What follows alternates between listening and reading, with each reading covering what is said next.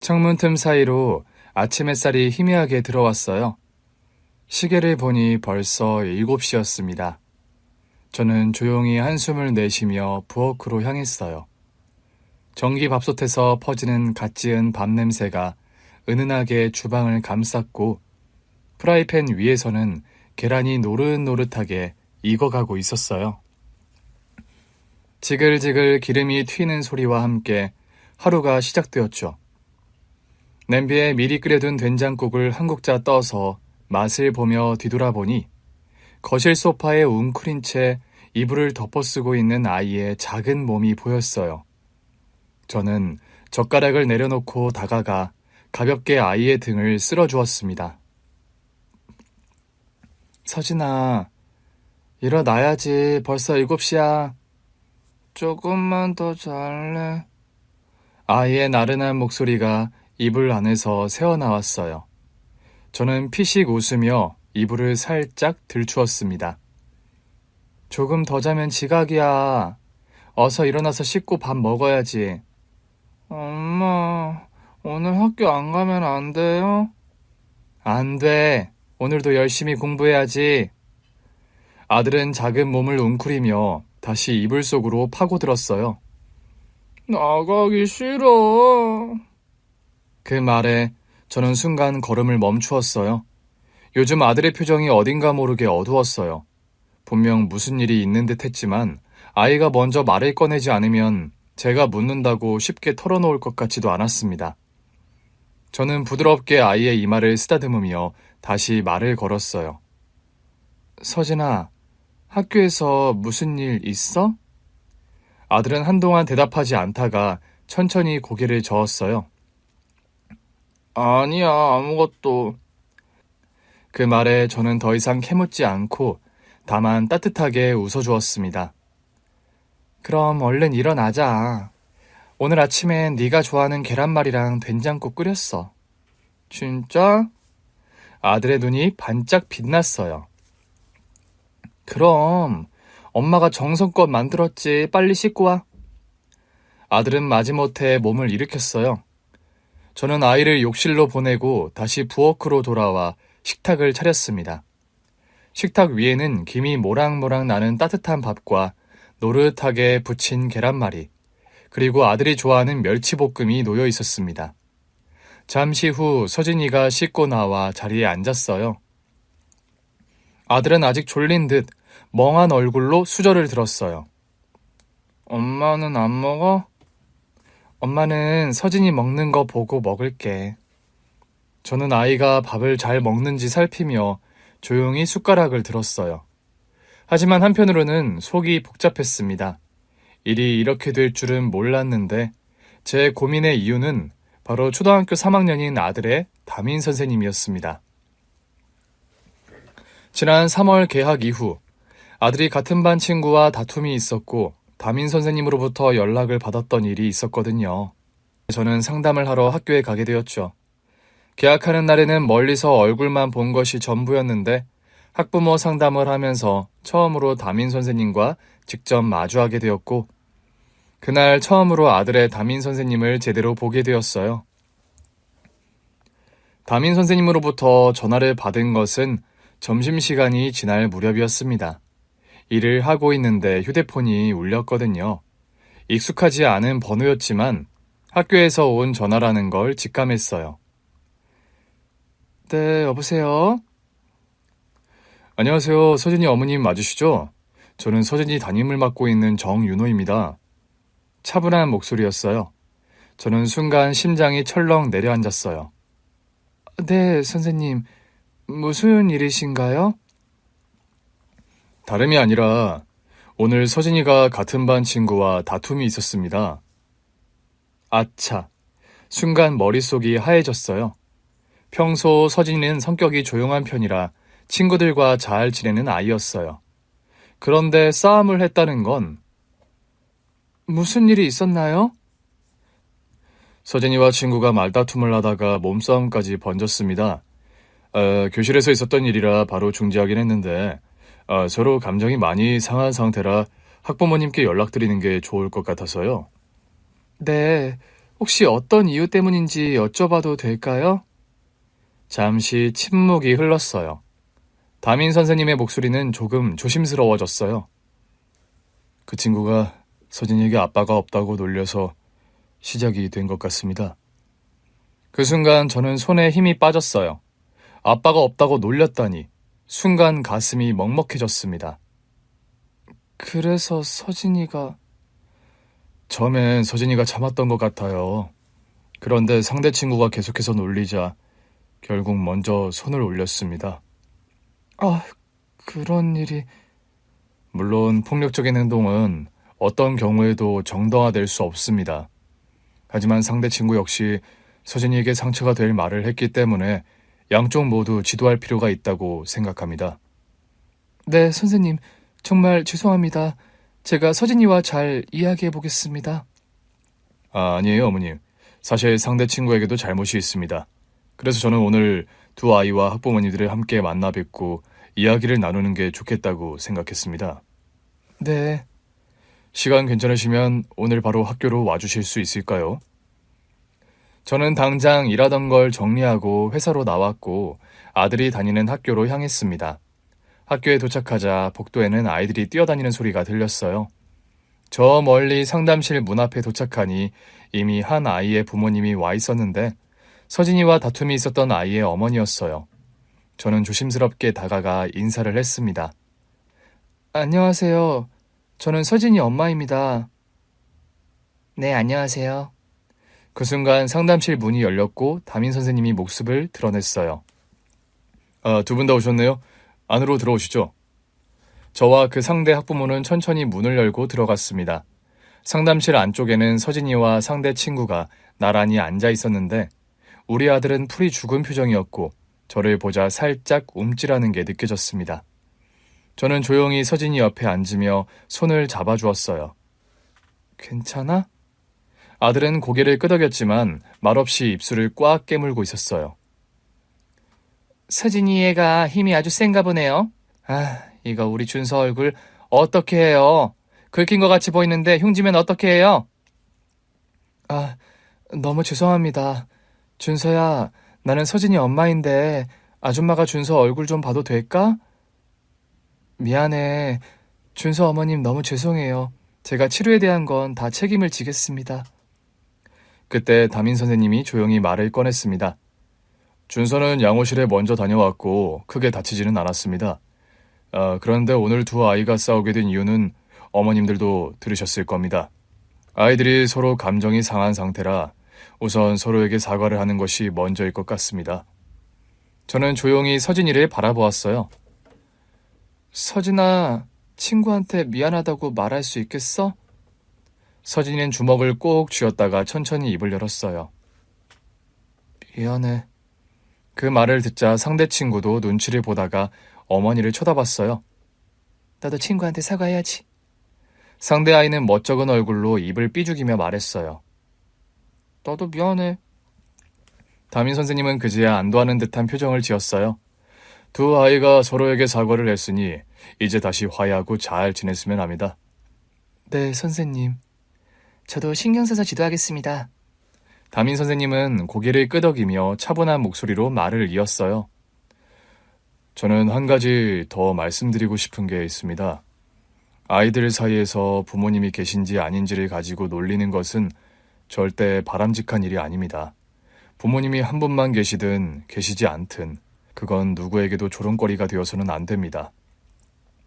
담임 선생님이 그렇게 말을 하자 상대 학부모는 난처한 표정을 지으며 자기 아이를 바라보더라고요. 저는 아이들이 다양한 가정 환경 속에서 자랄 수 있다고 생각합니다. 중요한 건 어떤 환경이든 서로 존중하고 배려해야 한다는 점입니다. 그 말에 저는 담임 선생님을 다시 보게 되었어요. 공정하게 양쪽 학부모를 타일러주는 사람. 처음에는 서진이가 먼저 손을 올렸다는 말에 조심스러웠는데 선생님의 태도를 보니 아이들 사이의 감정을 객관적으로 보려는 것이 느껴졌어요. 정말 감사합니다, 선생님. 저는 담임 선생님에게 진심으로 인사를 건넸어요. 괜찮은 사람이구나. 그렇게 생각하며 상담실을 나왔고 담임 선생님의 중재 덕분에 그 학부모와의 일은 잘 해결이 되었습니다. 하지만 골치가 아파지기 시작한 건 그 다음이었어요. 학부모 상담이 끝나고 일주일이 지나면서 저는 일상으로 돌아가고 있었거든요. 하지만 생각지도 못한 문제가 생겼습니다. 서진이의 담임 선생님으로부터 문자가 온 거예요. 처음에는 상담을 했던 학부모들에게 예의상 보내는 인사 정도로 생각했어요. 서진이 어머님, 상담 이후 서진이가 잘 적응하고 있는지 궁금해서 연락드렸습니다. 네, 선생님. 다행히 별탈 없이 학교 잘 다니고 있습니다. 처음에는 그 정도였어요. 그런데 며칠 뒤 또 문자가 왔습니다. 어머님, 퇴근은 몇 시쯤 하세요? 네? 뜻밖의 질문에 저는 잠시 당황했습니다. 저는 보통 6시쯤 합니다. 혹시 주말에는 뭐 하세요? 그 질문에 뭔가 불길한 예감이 들더라고요. 그냥 집에서 쉬거나 서진이랑 같이 보내요. 그러시군요. 혹시 따로 뵐 수 있을까요? 드릴 말씀이 있습니다. 그때부터였던 것 같아요. 저는 선생님이 단순히 담임 선생님으로서 저에게 연락하는 게 아니라는 걸 직감했습니다. 한번 거절하면 끝날 줄 알았지만 연락은 계속해서 이어졌어요. 어머님 잘 지내시죠? 오늘 날씨가 참 좋네요. 오늘 서진이가 학교에서 너무 잘 지냈습니다. 처음에는 서진이에 대한 이야기로 시작하던 연락이 점점 사적인 질문으로 바뀌기 시작했죠. 주말에 시간이 되시면 저랑 차 한잔 하실 수 있을까요? 만나서 할 이야기가 있는데요. 제가 개인적으로 드릴 말씀이 있습니다. 저는 그때마다 조심스럽게 거절을 했습니다. 뭔가 확실하게 칼같이 대답을 하기도 애매한 게 다른 사람도 아니고 저희 아이의 담임 선생님이잖아요. 예의 없이 대하거나 감정을 상하게 하면 혹시 우리 아들한테 어떤 불이익이 있을까 걱정이 되었던 것 같아요. 선생님, 학부모가 선생님과 따로 만나는 건 적절하지 않은 것 같아요. 부담 갖지 마세요. 저는 그저 어머님께 드릴 말씀이 있을 뿐이에요. 말씀은 이렇게 하시지만 선생님도 아시다시피 저는 싱글맘입니다. 혹여나 다른 학부모님들이 오해하실 수도 있고요. 전혀 신경 쓰지 않으셔도 됩니다. 시간이 지나면 모든 게 다 해결이 될 거예요. 점점 저돌적으로 행동하는 담임 선생님의 행동에 부담이 점점 커졌고 상담 이후 무려 한 달이 지나도록 연락이 끊기지 않았어요.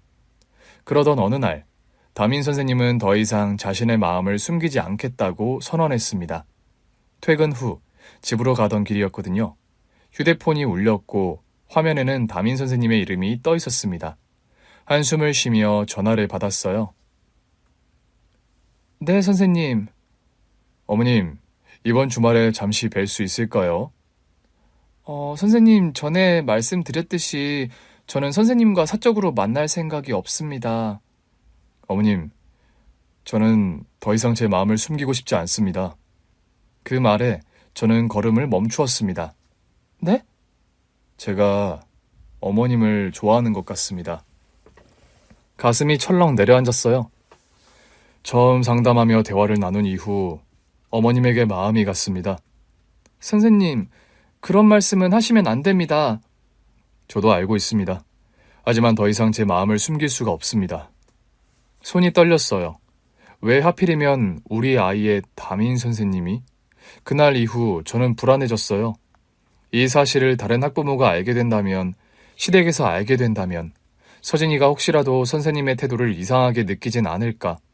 담임 선생님의 고백은 단순한 고백이 아니었어요. 그 말 한마디 때문에 주변의 시선과 영향까지 고려해야 하는 상황이 되었거든요. 그 고백을 받았던 날, 저는 밤새 고민을 했고 아들의 전화까지 생각하는 지경에 이르렀어요. 담임 선생님이 단념하지 않는다면 내가 이 상황을 피해야 하는 게 아닐까. 그리고 다음 날 아침, 저는 평소보다 더 무거운 마음으로 아들의 등교 준비를 하게 되었던 거예요. 아들은 아무것도 모른 채 환하게 웃으며 아침을 먹었습니다. 엄마, 학교 다녀오겠습니다. 저는 아이의 머리를 쓰다듬으며 억지로 웃었어요. 그래, 서진아, 조심해서 다녀와. 하지만 저는 아이가 집을 나서는 순간까지도 마음이 복잡하기만 했어요. 어떻게 해야 할까요? 이제 정말 결정을 내려야 할 때가 온 것 같았습니다. 서진이를 학교에 보내고 난 뒤 부엌 정리를 마치고 출근 준비를 했어요. 책상 위에 놓인 가방을 챙기면서도 저도 모르게 휴대폰을 확인하게 되더라고요. 담임 선생님의 연락이 올까봐 마음이 불안했거든요. 다행히 아무런 메시지도 없었지만 안심이 되지는 않았습니다. 집을 나서고 회사로 향하는 길, 내내 머릿속이 복잡했어요.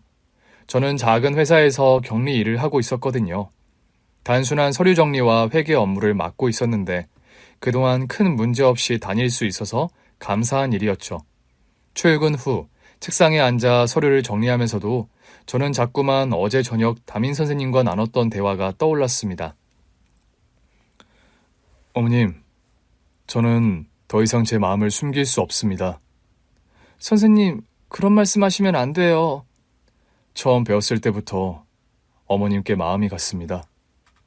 담임 선생님이 했던 말들이 자꾸 머릿속에서 맴돌았고 저는 머리를 흔들며 정신을 차리려고 애를 썼습니다. 그날 어떤 정신으로 일을 했는지도 모르겠네요. 쌓인 일들을 처리하다 보니 어느덧 퇴근 시간이 가까워졌고 저는 시계를 확인하며 자리에 있던 서류들을 정리했어요. 미진 씨, 우리 요 가까운 데서 한잔 하려고 하는데 미진 씨 시간 괜찮아? 아니, 나는 서진이 데리러 가야 해서. 아, 맞다. 아니, 어차피 시댁에 맡긴 거면 오늘 좀 늦는다고 하는 건 어때? 아니야, 갑작스럽게 부탁드리는 게 좀 죄송스러워서. 나는 다음에 참석할게. 그래, 그러면 그냥 이주임이 날씨도 좋은데 가볍게 한잔하자고 해서 우리도 금 모임이 된 거야. 그럼 잘 들어가고 내일 봐. 그래. 좋은 시간 보내. 술 한잔하자는 동료의 제안을 거절한 뒤 평소보다 더 서둘러 가방을 챙기고 사무실을 나섰습니다. 그냥 빨리 아들을 데리러 가야겠다는 생각이었거든요. 그런데 건물 입구로 나서는 순간 어디선가 낯선 향기가 퍼졌고 제 시선이 닿은 곳에 커다란 꽃다발이 보였습니다. 어머님, 안녕하세요. 저는 얼어붙은 듯한 기분이 들었어요. 담임 선생님이 꽃다발을 들고 저를 바라보고 있었거든요. 선생님, 여긴 어떻게? 어머님을 뵙고 싶어서 왔습니다. 주변을 스치는 사람들의 시선이 느껴지는데 너무나 공개적인 장소였어요. 어떻게 여기까지? 선생님, 이렇게 갑자기 찾아오시면 정말 곤란하네요. 드릴 말씀이 있어서 왔습니다. 선생님, 저는 지금 시댁에 가야 해요. 잠시만 저랑 이야기 좀 나눌 수 있을까요? 이야기라면 전화로 하셔도 되잖아요. 아닙니다. 꼭 직접 만나서 해야 하는 이야기예요. 몇 번을 말씀드렸지만 저는 선생님을 사적으로 만날 생각이 없습니다. 알고 있습니다. 하지만 저는 포기할 생각이 없어요. 저는 한숨을 내쉬었어요. 선생님 이러시면 안 돼요. 어머님, 아니, 미진 씨, 이 말만 하겠습니다. 저는 미진 씨와 운명인 것 같아요. 우리는 꼭 결혼을 해야 합니다. 그 순간 머릿속이 멍해졌어요. 네? 뭐라고요? 선생님, 지금 도대체 무슨 말씀을 하시는 거예요? 더 이상 제 마음을 숨기고 싶지 않아요. 담담한 목소리였어요. 저는 믿을 수 없다는 듯 담임 선생님을 바라보았는데 그 순간 아들의 담임 선생님, 총각인 담임 선생님이 바지 속에서 묵직한 무언가를 꺼내 보였을 때 숨이 멎을 듯한 충격에 입을 틀어막고 말았습니다. 정신이 아득해지는 것 같았어요. 눈앞에 담임 선생님이 있었고 그가 바지에서 꺼낸 무언가를 보며 놀라 입을 틀어 막았던 순간 마치 시간이 멈춘 것 같았고 도대체 어떤 기구한 인연과 운명이 나를 이렇게 이끌었나. 지난 날을 돌아보게 되었습니다. 저는 어렸을 때 따뜻한 가정에서 자랐어요. 아버지는 늘 저를 어깨 목마를 태워주셨고 어머니는 부엌에서 요리를 하며 환하게 웃으셨죠. 우리 가족은 소박했지만 행복했습니다. 그러나 그 행복은 오래가지 않았어요. 미진아, 아빠가 좀 힘이 없네. 목마타는 건 다음에 하면 안 될까? 어느 날부터인가 아버지는 쉽게 피곤해하셨고 자꾸만 알아누우셨어요. 처음엔 단순한 감기려니 했지만 병원에서는 청천벽력 같은 진단을 내렸습니다. 신장병이었어요. 어머니는 병원 복도에 서서 한동안 아무 말도 하지 못하셨어요. 의사의 설명이 계속되었지만 어머니는 손을 꽉 쥐고 있을 뿐이었거든요. 괜찮아요. 당신 꼭 나을 거야. 치료 잘 받으면 돼. 응? 여보. 하지만 시간이 지날수록 아버지의 병은 깊어졌고 결국 신장 기능이 거의 멈추면서 투석 치료를 받아야 했습니다. 그때부터 어머니의 고생이 시작되었어요. 아버지가 일을 할 수 없게 되자 어머니는 시장에서 장사를 시작했거든요.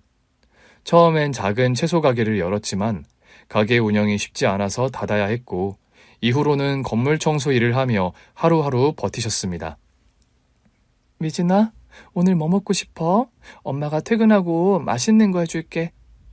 엄마 너무 힘들어 보이는데 안 쉬어도 돼? 괜찮아. 엄마는 우리 딸이 잘 먹고 잘 크는 게 제일 중요해. 어린 마음에도 어머니의 손이 점점 거칠어지고 있다는 걸 느꼈던 것 같아요. 학교에서 돌아오면 저는 혼자 밥을 차려 먹었고 아버지의 병간호를 돕는 게 일상이 되었습니다. 하지만 간절히 건강 회복을 바랐음에도 불구하고 아버지의 병세는 악화되었고 결국 세상을 떠나셨어요. 어머니는 슬퍼할 겨를도 없이 장례를 치르고 다시 일터로 돌아가셔야 했습니다. 아버지가 떠난 후 어머니는 더 많은 일을 하셨어요. 학교 급식 조리사, 가사 도우미, 새벽 신문 배달까지 저를 키우기 위해 닥치는 대로 하셨던 것 같아요. 그렇게 몇 년이 흘러 저는 대학에 진학하게 되었습니다. 지방의 작은 국립대였지만 저희 어머니는 많이 기뻐하셨어요. 우리 딸, 이제 엄마보다 똑똑해지겠네? 엄마, 나 빨리 졸업해서 엄마 일 안 하게 해줄게. 됐어. 엄마는 지금도 괜찮아. 우리 미진이 하고 싶은 거 다 하면서 살아. 하지만 그 약속은 지킬 수 없는 약속이 되고 말았습니다. 대학 2학년이 되던 해, 전화 한 통을 받았거든요. 미진아, 엄마 오늘 좀 피곤해서 일을 쉬려고. 엄마, 몸 괜찮아? 어디 아픈 거 아니야? 아니야. 그냥 좀 피곤해서 그래. 엄마, 오늘만 쉬지 말고 몸 상태 봐야 하니까 당분간 쉬어야 해. 엄마, 응? 알겠어. 오늘 쉬면 나을 거야. 너무 걱정하지 말고 학교 수업 열심히 들어야 해. 알겠지? 엄마, 내가 주말에 엄마한테 갈게. 그래, 사랑해 우리 딸. 그게 어머니와 나눈 마지막 통화였어요. 다음날 어머니는 새벽 배달을 마친 후 집으로 돌아오는 길에 길가에서 쓰러지셨고 병원으로 옮겨졌지만 끝내 깨어나지 못하셨습니다. 과로로 인한 심장마비였어요. 그렇게 저는 혼자가 된 거였죠. 어머니가 떠난 후 저는 스스로를 보호하기 위해 마음의 문을 닫았던 것 같아요. 사람들과의 관계도 점점 줄어들었거든요. 아르바이트를 병행하며 학교를 다녔고 졸업 후 수도권에 있는 작은 회사에 취직을 하게 되었습니다. 회사 생활은 나쁘지 않았지만 퇴근하고 돌아오면 공허한 뿐이었어요. 그렇게 혼자 살아가는 것이 익숙해지려 할 무렵, 저는 남편을 만나게 되었습니다. 그날 퇴근 후 회사 근처 카페에서 책을 보고 있었거든요. 손님이 별로 없어서 조용했고 저는 따뜻한 차를 마시며 창밖을 보고 있었어요. 그때 한 남자가 제 옆자리로 다가왔어요. 저기요, 혹시 여기 앉아도 괜찮을까요? 자리가 없어서 혼자 오신 거라면요. 정중하고 차분한 목소리, 얼굴을 들어서 보니 키가 크고 단정한 인상의 남자가 저를 보고 있었습니다. 네, 앉으세요. 그는 커피를 내려놓고 가방에서 책을 꺼내더라고요. 그러다 제 책을 흘끗 보더니 웃었어요. 저도 이 책 좋아하는데요. 저는 잠시 놀란 듯 남편을 바라봤어요. 책을 읽는데 다른 사람이 말을 걸어오는 일이 흔하지 않은 일이기도 했지만 이 책을 좋아한다는 말이 반가웠거든요. 아, 그래요? 네. 그런데 책 읽으시는 표정이 너무 진지해서 무슨 생각하시는지 궁금했어요. 처음에는 당황했지만 우리는 자연스럽게 이야기를 나누게 되었어요. 이상하게도 오래 알던 사이처럼 마음이 편하더라고요. 그 후로도 가끔씩 카페에서 마주칠 때가 있었고 그때마다 대화를 나눴어요. 그러던 어느 날 남편이 먼저 연락처를 건넸습니다. 미준 씨, 혹시 연락해도 될까요? 저는 고민하다가 조심스럽게 연락처를 받았는데 언젠가부터 조금씩 그의 연락을 기다리게 되었습니다. 처음에 간단히 식사를 같이 하는 정도였는데 사실상 연애가 시작된 거였죠. 어느 날 남편이 저를 바다에 데리고 갔습니다. 가끔 와서 바다를 보면 기분이 좋아지거든요. 저 바다 진짜 오랜만이에요. 미진 씨는 마음이 편하게 쉴 시간이 필요해 보여요. 그 말에 가슴이 찡했던 것 같아요. 남편을 만나면서 저는 닫혀있던 마음을 조금씩 열기 시작했습니다. 가족을 모두 잃고 혼자 지내는 삶이 익숙해졌다고 생각했는데 사실 누군가와 함께하고 싶었던 거였어요. 만남이 깊어질수록 점점 확신하게 되었습니다. 이 사람과 함께라면 외롭지 않을 거야. 이 사람과 결혼하고 싶다. 그리고 저는 그 마음을 숨기지 않았어요. 결혼식 날, 저는 웨딩드레스 자락을 조심스럽게 손으로 잡고 거울을 바라봤어요. 하얀 베일 아래로 제 얼굴이 보였는데 심장이 쿵쿵 뛰더라고요. 새로운 가정을 이루게 된다는 생각에 설렘과 긴장이 동시에 몰려왔던 것 같아요. 우리는 주변 사람들의 축복을 받으며 부부가 되었습니다. 결혼식이 끝난 후 신혼여행을 다녀왔고 새로운 집에서 함께 생활하게 되었는데 결혼 신혼생활은 정말 행복했습니다. 남편은 늘 다정했고 저를 위해 배려를 아끼지 않았거든요. 오늘 피곤했지? 따뜻한 차 타줄게. 고마워요. 남편이 저를 위해 차를 우려줄 때마다 저는 이 사람이 내 곁에 있어서 참 다행이라고 생각했어요. 남편뿐 아니라 시부모님도 저를 따뜻하게 대해주셨습니다. 친정이 없는 저를 딸처럼 여기며 품어주셨고 명절뿐 아니라 평소에도 너무 잘 챙겨주셨거든요. 우리 며느리기 집에 올 때 먹고 싶은 거 있으면 미리 말해. 그냥 어머님이 해주시는 음식이면 다 좋아요. 그래도 네가 좋아하는 거 해줘야지. 우리 며느리 좋아하는 갈비찜 해줄까? 시부모님과 함께하는 시간도 점점 익숙해졌고 저는 결혼 후의 삶에 안정을 느끼기 시작했습니다. 그렇게 달콤한 신혼생활을 보낸 뒤 우리 부부는 아기를 가지려고 했어요. 우리 이제 아기 가져볼까? 응, 우리 아이는 어떤 모습일까? 엄마 닮으면 예쁠 거고 아빠 닮으면 귀여울 거고 우리를 닮은 아기를 상상하며 기대에 부풀었지만 새 생명은 쉽게 찾아오지 않았습니다. 처음 몇 개월은 가볍게 생각했어요. 아직 신혼이니까 천천히 기다리면 되겠지. 하지만 노력을 했음에도 불구하고 1년, 2년이 지나도 아기가 생기지 않았거든요. 너무 걱정하지 마. 우리한테 분명 아기 천사가 찾아올 거야. 응, 나도 그렇게 믿어야지. 병원에도 다니고 몸에 좋다는 음식도 챙겨 먹었어요. 한약을 지어 먹기도 하고 건강관리에도 신경을 썼습니다. 그러던 어느 날 아침부터 속이 이상하더라고요. 왜 이렇게 어지럽지? 어디 아파? 병원에 가볼까? 아니야, 그냥 피곤해서 그런가 봐. 하지만 며칠이 지나도 증상이 가시지 않았어요. 문득 달력을 보던 저는 손이 떨렸어요. 혹시 불안과 기대가 뒤섞인 감정으로 약국에 가서 임신 테스트기를 사왔고 조심스럽게 확인을 했습니다. 2줄, 임신이구나. 눈물이 핑 돌았어요. 남편이 퇴근하고 돌아왔을 때 저는 미소를 감추지 못하며 남편을 바라봤습니다. 무슨 일 있어? 왜 그렇게 기분 좋아 보여? 저는 천천히 손을 내밀어 작은 봉투를 건넸고 의아한 표정으로 봉투를 열어본 남편은 안에 있는 임신 테스트기를 확인했어요. 이거... 우리 아기 생겼어, 드디어. 순간 남편의 눈이 커졌고 저를 꼭 끌어안았습니다. 진짜? 우리 아기 생긴 거야? 응. 남편은 한동안 말을 잇지 못하다가 이내 눈가를 훔쳤어요.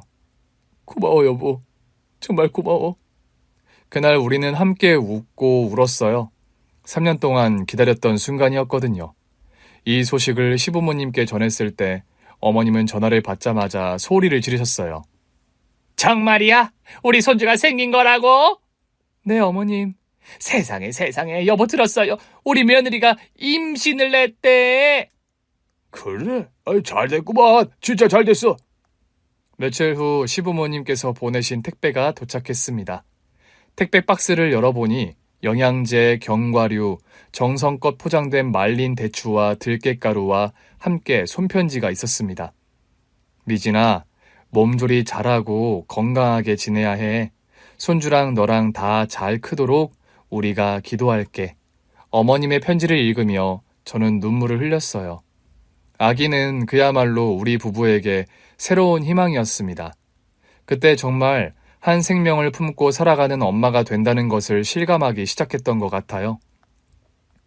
임신 20주를 넘어가면서 점점 배가 불러왔습니다. 그 시기 거울을 보면 손으로 배를 감싸 안게 되는 것이 습관처럼 되었거든요. 남편은 그런 저를 보면서 하루에도 몇 번씩 배를 쓰다듬으며 아기에게 말을 걸었어요. 우리 아가 잘 크고 있지? 아빠 목소리 들려? 당신이 이렇게 매일 말을 걸어주니까 아기가 나중에 아빠 목소리 잘 기억할 것 같아. 당연하지. 태어나서 인사하면 아마 익숙한 목소리일 거야.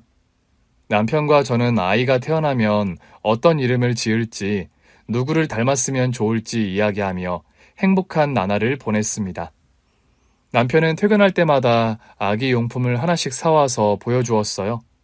작은 신발, 앙증맞은 모자, 그리고 아기 옷까지. 이거 어때? 우리 아기한테 잘 어울리겠지? 아직 태어나지도 않았는데 벌써 이렇게 많이 사오면 어떡해. 미리미리 준비해야지. 우리 아기 태어나면 제일 예쁘게 입혀야 하니까. 그렇게 하루하루가 설렘으로 가득 차던 나날이었습니다. 그러던 어느 날 저는 남편이 퇴근할 시간에 맞춰 저녁을 준비하고 있었거든요. 된장찌개를 끓이며 식탁을 차리고 있는데 전화벨이 울렸고 전화기 너머에서 들려오는 목소리는 굉장히 낯설었습니다. 혹시 김도현 씨 가족분 되십니까? 네, 저는 아내입니다만. 지금 병원으로 와주셔야 할 것 같습니다. 그 순간 손에 들고 있던 젓가락을 놓쳐버렸습니다. 바닥에 떨어진 젓가락 소리가 크게 울렸지만 귀에 들리지 않았던 것 같아요. 병원에 도착했을 때 저는 기도했어요. 제발 아무 일도 없기를. 하지만 저를 맞이한 것은 시퍼런 수술복을 입은 의사와 간호사였습니다. 그리고 몇 시간 뒤 시부모님이 도착을 하셨어요. 시부모님은 수술이 잘 끝나길 기다리는 한편 임신 중이었던 저를 걱정하셨죠. 배가 뭉치는 느낌이 들어서 잠깐 쉬고 있던 그때 시어머니가 울면서 저를 깨웠습니다. 미진아, 우리 도연이가 그만. 남편이 세상을 떠났다는 말. 그 말을 믿을 수가 없었습니다. 눈앞이 새하얘졌고 세상이 무너지는 소리가 들리는 것 같았어요. 그날 남편은 교통사고를 당했습니다. 퇴근길에 신호를 기다리던 중 브레이크가 풀린 대형 트럭이 미끄러지면서 남편이 탄 차를 덮쳐버렸다고 했어요. 모든 게 한순간이었습니다. 남편이 차고 있던 결혼반지가 작은 봉투에 담겨 제 손에 쥐어졌고 저는 바닥에 주저앉아 오열했어요. 안 돼. 당신이 어떻게 나랑 우리 아기랑 같이 있어야 하잖아. 미진아, 울어도 돼. 실컷 울어도 돼. 그렇게 저는 남편 없이 남편이 그렇게 원하던 아이를 세상에 데려와야 하는 사람이 되어버린 거죠. 그리고 남편이 떠나고 몇 개월이 흐른 어느 날, 저는 출산의 순간을 맞이했습니다. 진통이 시작되었을 때 저는 온몸이 찢어질 듯한 고통 속에서 남편을 불렀어요. 도연씨, 여보, 나 무서워. 하지만 남편은 없었어요. 몇 시간의 진통 후 작은 울음소리가 분만실 안에 울려 퍼졌고 그 순간 정신이 아득해졌던 것 같아요. 회복실에서 눈을 떴을 때 간호사가 제 품에 아기를 안겨주었습니다. 작은 얼굴, 오밀조밀한 손가락, 그리고 조그마한 콧날, 남편을 닮아 있더라고요. 그 순간 하염없이 눈물을 흘렸습니다. 당신이 있었으면 얼마나 좋았을까? 아이를 안고서 저는 남편에게 말을 걸었어요. 여보, 우리 아기 태어났어. 당신이 그렇게 기다리던 아기야. 우리 아기는 갓 태어난 그 아기가 마치 저를 위로하듯 제 손가락을 꼭 잡아주었거든요. 그날 저는 다짐을 했던 것 같아요. 이 아이를 지키고 잘 키워야 한다고요. 하지만 출산 후 혼자 어떻게 아기를 키워야 할지 사실 엄두가 나지 않았던 그때 시부모님께서 조용히 말씀하셨습니다. 미진아, 우리랑 가까운 곳에서 지내는 게 어떻겠니? 너 혼자 애 키우려면 얼마나 힘들겠니? 우리가 도와줄게. 처음에는 혼자 견뎌내야 한다고 생각했지만 아이를 안고 밤을 지새울 때마다 두 분의 제안이 떠올랐거든요. 결국 저는 남편의 고향으로 이사했고 시부모님 근처에 작은 집을 구했습니다. 시어머니는 아기를 보며 눈물을 흘리셨어요. 우리 토연이가 이 아이를 얼마나 기다렸는데. 네가 이렇게 와주니 고맙구나. 제가 오히려 감사해요. 저 혼자였으면 감당하지 못했을 거예요. 그렇게 저는 남편 없는 삶을, 그러나 남편이 남기고 간 아이와 함께 살아가기 시작했습니다. 시부모님 덕분에 저는 일을 할 수 있었어요. 아침마다 아기를 맡기고 출근을 하면 저녁에 돌아왔을 때 시어머니는 늘 미소를 지으며 아기를 안고 계셨거든요. 서진이 오늘 이유식도 잘 먹었어. 엄마 닮아서 입이 짧긴 하지만 그래도 잘 먹으려고 하더라. 정말요? 다행이에요. 시아버지는 아기를 안고 동네를 산책하며 자랑스러워 하셨죠.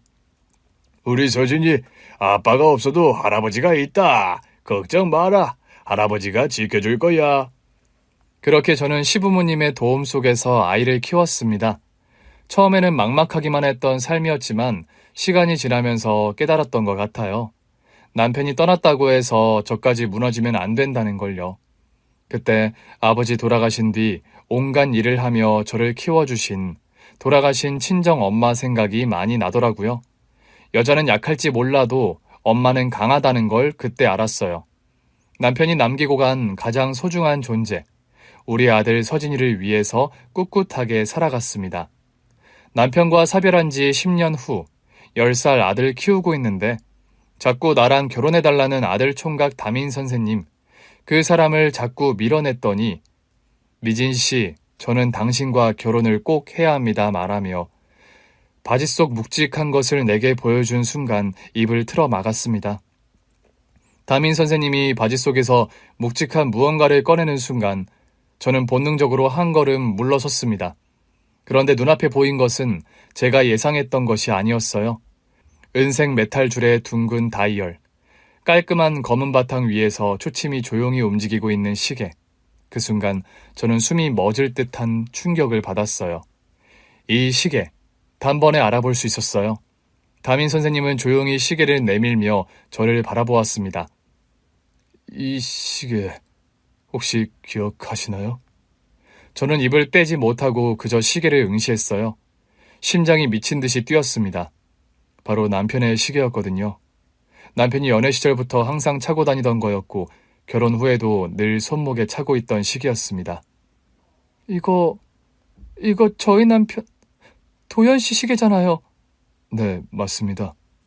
저는 손을 뻗어 떨리는 손끝으로 시계를 만져보았습니다. 손목 줄이 약간 낡아 있었고 다이얼 부분에도 작은 흠집이 보이더라고요. 남편의 생전 모습이 떠올랐습니다. 항상 이 시계를 손목에 차고 다니면서 가끔씩 매만지던 모습. 시계는 굉장히 오래된 거였어요.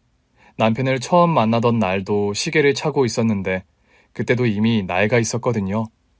언젠가 연애를 하던 시기 남편한테 시계가 낡았으니 새 걸 사는 게 어떠냐고 했었는데 남편은 자기한테 엄청 소중한 시계라고 다른 시계는 필요 없다고 했었거든요.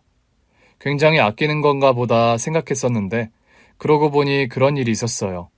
아들이 뱃속에 생긴 지 얼마 안 되었을 때 임신 초기였는데 늘 차고 다니던 시계가 안 보인다는 걸 알게 되었고 남편한테 시계를 어디에 두었냐고 물어봤었죠. 시계? 잃어버렸어. 정말? 언제? 어디서? 엄청 아끼는 거였잖아. 어떻게 찾을 수 없는 거야? 어쩔 수 없지. 정말 오랜 세월 함께한 시계였는데. 그러게. 다른 시계는 필요 없다고 할 정도였잖아. 이참에 새 걸 사는 게 어때? 아니야, 됐어. 시계 살 돈 있음 우리 아기한테 필요한 거 사야지. 뭔 말려. 생각해보니 결혼할 때 당신한테 변변찮은 예물 하나 못 해준 게 이제와 마음에 걸린다. 야, 됐어. 그런 거 다 필요 없어. 그냥 당신이 내 아내인 거. 그리고 당신 뱃속에 우리 아기가 있잖아. 세상 무엇과도 바꿀 수 없는 건데. 그거면 충분해. 그 이후 시계에 대해서는 더 묻지 않았습니다. 그런데 남편이 잃어버렸다던 그 시계가 다민 선생님의 손에 들려 있었다는 사실이 믿기지 않았어요. 이거 제 남편이 항상 차고 다니던 시계예요. 어떻게 선생님이 이걸 가지고 계신 거예요? 다민 선생님의 표정이 복잡하게 흔들렸고 잠시 후 그가 조용히 입을 열었습니다. 이 시계는 김도현 형님께서 저에게 주신 것입니다. 그 순간 머릿속이 하얘졌어요. 남편이 시계를 줬다니 이게 무슨 말일까요? 저는 한동안 말을 하지 못한 채 다민 선생님을 바라보았습니다. 미진 씨, 잠시 저와 이야기 나누실 수 있을까요? 저는 잠시 망설였지만 왜 남편의 시계를 갖고 있는 건지, 혹시 선생님과 제 남편 사이에 어떤 인연이 있는 건가 궁금해졌습니다. 네, 좋아요. 우리는 근처 카페로 자리를 옮겼어요. 따뜻한 커피 한 잔이 놓였지만 저는 손도 대지 못했어요. 다민 선생님은 두 손을 맞잡고 한참을 고민하다가 조용히 입을 열었습니다. 저는 김도현 형님과 같은 고향 출신입니다. 그러니까 여기서 나고 자랐죠. 근방으로 조금씩 옮겨 다니긴 했지만 교사가 된 뒤에도 쭉 여기서 지냈어요. 도현 형님과 저는 꽤 오래된 인연입니다. 저는 사실 부모님을 어릴 때 여의었고 홀로 어렵게 살아가던 아이였거든요. 부모님을 어릴 때 여의셨다고요? 네. 아버지는 제가 4살 때 사고로 돌아가셨고 어머니는 몸이 약하셔서 병환으로 세상을 떠나셨어요. 그 뒤로 저는 친척집을 전전하며 자랐어요. 학교를 다니긴 했지만 사실 밥을 제대로 먹는 날보다 굶는 날이 더 많았어요. 학비를 마련하는 것도 벅찼고요. 도현이 형님을 처음 만난 건 제가 12살이었을 때였는데 이미 형님은 고등학생이었거든요. 동네 꼬맹이가 제대로 먹지 못하고 다니는 게 안쓰럽게 보였는지 먹을 걸 챙겨주었어요. 지금 생각해보면 형님도 다 용돈을 쪼개서 그랬던 것 같네요. 그런 인연이 쭉 이어졌고 저는 중학생이 되었어요. 그때 형님은 이미 대학생이었는데 주말이나 방학에 고향에 올 때마다 저를 챙겨주었습니다. 밥은 먹고 다니는지, 학교를 잘 다니는지요. 저는 그게 너무 신기했어요. 아무 이유도 없이 저를 챙겨주는 사람이 있다는 게요. 남편이 그랬었군요. 그렇게 시간이 지나면서 형님과 저는 가까워졌어요. 저는 형님을 형처럼 따랐고 형님도 저를 친동생처럼 여겨주셨어요. 그런데 고등학생이 되고 나서 큰 문제가 생겼어요. 어떤 문제요? 학비였습니다. 당시 등록금을 마련할 방법이 없었어요. 그래서 학교를 그만둘까 고민하고 있었는데 그때 형님이 저에게 말했어요. 야, 너 계속 공부할 거지? 그때 저는 솔직하게 말했어요. 공부하고 싶지만 돈이 없어서 안 될 것 같다고요. 그런데 며칠 후 형님이 저를 부르더니 그러더라고요. 이제 학비 걱정 안 해도 된다고. 알고 보니 형님이 형님 부모님께 부탁해서 저를 도와달라고 했더라고요. 그 덕분에 무사히 고등학교를 졸업할 수 있었고 장학금을 받고 교육대학교에 진학할 수 있었죠. 그때부터 제 꿈은 초등학교 교사였거든요. 남편과 그런 오래된 인연인 줄은 정말 몰랐어요. 교육대학교에 입학했다고 연락을 했는데 그때 도현 형님이 했던 말이 생각나네요. 언젠가 꼭 보답을 하겠다는 저에게 형님이 그랬어요. 나중에 훌륭한 사람이 되면 된다고. 좋은 선생님이 돼서 아이들 잘 가르치라고. 그게 나한테 하는 보답이라고요. 그리고 형님이 원하던 대로 저는 교사가 되었어요.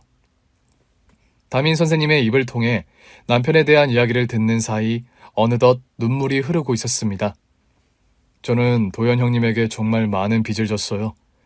그래서 형님이 떠나셨다는 소식을 들었을 때 저는 정말 믿을 수가 없었습니다. 다민 선생님은 조용히 손에 들고 있던 시계를 내려다보았어요. 형님이 마지막으로 저에게 남긴 것이 있었죠.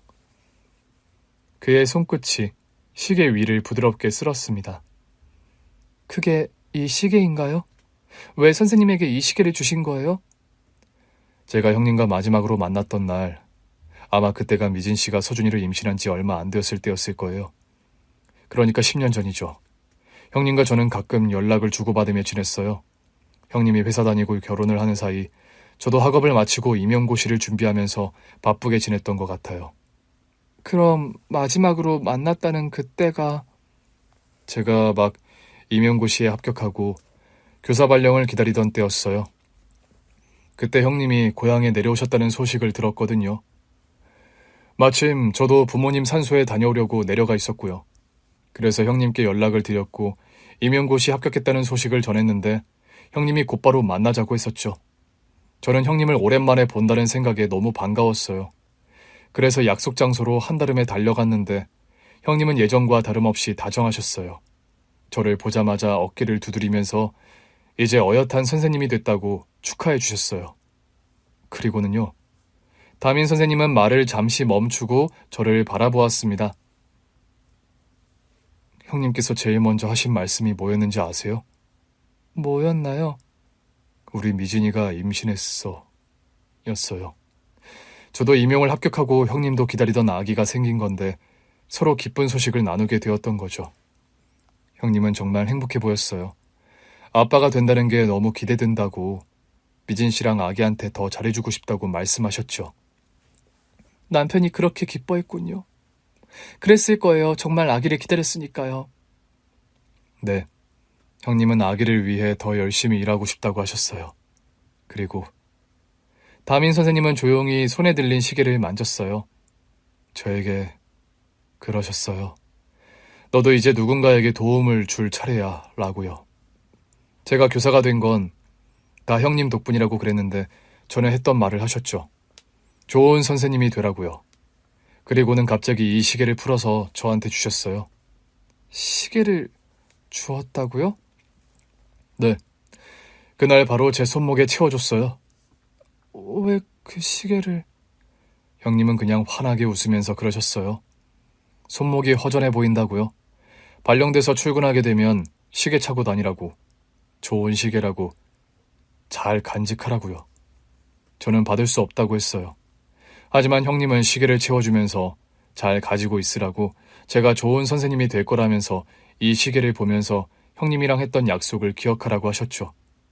그런데 그게 마지막 만남이 될 줄은 몰랐습니다. 시계를 받고 얼마 지나지 않아 형님이 세상을 떠나셨다는 소식을 들었거든요. 기억나요. 그때 임신 초기라 저는 못 갔는데 남편 혼자 고향에 다녀온다고 한 거. 저는 그 사실을 도저히 믿을 수가 없었어요. 얼마 전까지만 해도 그렇게 밝게 웃으면서 아빠가 되는 걸 기대하던 형님이었는데 그래서 저는 형님이 남긴 이 시계를 꼭 간직해야겠다고 생각했어요. 그리고 그렇게 10년이 지났어요.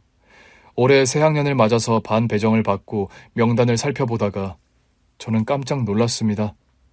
명단에서 서준이 이름 그리고 보호자란에 적힌 미진 씨 이름을 보았을 때 저는 깨달았어요. 형님이 그렇게 사랑했던 사람 그리고 형님의 아들이 내 반 학생이라는 걸요. 저는 운명이라고 생각했어요. 형님께서 제게 남긴 마지막 부탁을 지키라고 다시 만날 기회를 주신 거라고요. 담임 선생님은 조용히 시계를 제 앞에 놓았어요. 아무튼 이 시계를 형님이 남긴 이 시계를 이제 미진 씨에게 돌려드리려고 합니다. 남편이 아끼던 시계 그리고 아끼고 돌보았던 후배 담임 선생님에게 건넸던 시계 그 시계를 다시 보자 남편의 손길이 그 마음이 느껴지는 것 같았습니다. 그리고 눈앞에 담임 선생님은 진심 어린 눈빛으로 저를 바라보고 있었습니다. 선생님, 정말 감사해요. 사실 시계를 돌려드리는 것과 함께 제 진심을 전하고 싶었어요. 미진 씨를 보게 되었을 때 그런 마음이 들었거든요. 형님이 가장 사랑했던 사람들이라고. 미진 씨와 서준이 말이에요. 그런데 형님이 너무 일찍 떠나버렸죠. 형님께서 사랑했던 가족을 내가 지켜주고 싶다고 그런 생각을 했습니다. 저는 뭐라고 말씀을 드려야 할지. 미진 씨, 저는 진심으로 미진 씨와 서진이를 지켜주고 싶어요. 선생님, 저는 아직 그런 건... 알고 있습니다. 천천히 생각해 주셔도 돼요. 그냥 제가 조금씩 천천히 다가갈게요. 그 말에 저는 조용히 눈을 감았어요. 10년이라는 세월 동안 저는 누구에게도 마음을 열지 않았거든요. 남편이 떠난 후 제게는 오직 아들뿐이었고 저는 아들을 위해 살았어요. 하지만 이 사람은 남편이 어릴 때부터 남편의 믿음을 받았던 사람, 남편이 아끼고 돌봐주었던 사람, 남편의 시계를 받은 사람, 그 사람은 남편에게 받은 시계를 10년 동안 간직하며 저희 가족을 위해 기도하고 있었던 거예요. 그날 이후 담임 선생님은 급하게 다가오지 않았어요. 항상 조심스럽게 제 곁에 있었고 언제든 제 선택을 존중하겠다는 태도를 보였습니다. 그 때문인지 제 마음도 아주 조금씩 열리고 있었어요. 그렇게 시간을 보내는 동안 그런 생각이 들더라고요. 어쩌면 이 사람이, 남편이 제게 남긴 마지막 인연이 아닐까. 하지만 그 이후 1년 가까이 조심스럽게 지냈습니다. 일단 우리 아들의 담임 선생님이었기 때문에 그 해에는 당연히 어떤 일을 만들고 싶지 않았거든요. 1년 가까이를 조심스럽게 대했고 해가 지나 아들이 11살이 되었을 때 시부모님께 조심스럽게 말씀을 드렸어요.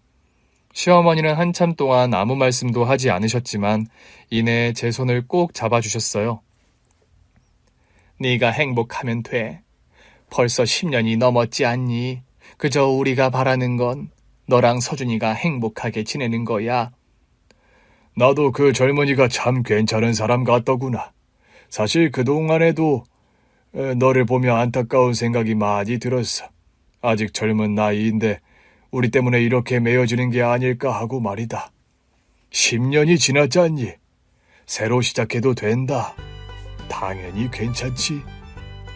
그날 저는 시부모님의 품에 안겨 눈물을 흘렸습니다. 그리고 그날 이후 천천히 새로운 가족이 탄생하게 되었어요. 지금 저는 선생님인 남편과 함께 아들을 키우며 행복하게 살고 있습니다. 세상을 떠난 전 남편이 남긴 인연이 이어진 거죠. 별이 된 그 사람이 우리 가족을 지켜줄 거라 믿으며 그 사람의 존재를 기억하며 살아가고 있습니다. 오늘 준비한 사연은 여기까지입니다. 재미있게 들으셨다면 구독과 좋아요, 알림 설정까지 눌러주세요. 그럼 저는 다음 사연으로 찾아뵐게요. 오늘도 건강하고 행복하세요.